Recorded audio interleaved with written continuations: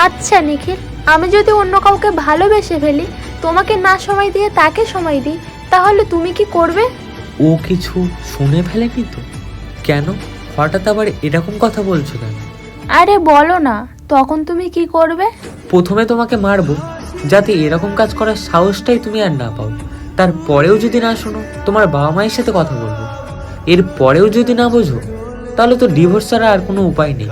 তাহলে আমাকে মিথ্যে ভালোবাসাতে গিয়ে অন্য কারোর সাথে কেন সময় কাটাও? আজ আমি সব শুনেছি, ওই জন্যই বলি, এত রাত্রে বাইরে এসে প্রতিদিন তুমি কি করো? শোনা, অনেক রাত হয়ে গেছে, রাখছি এখন।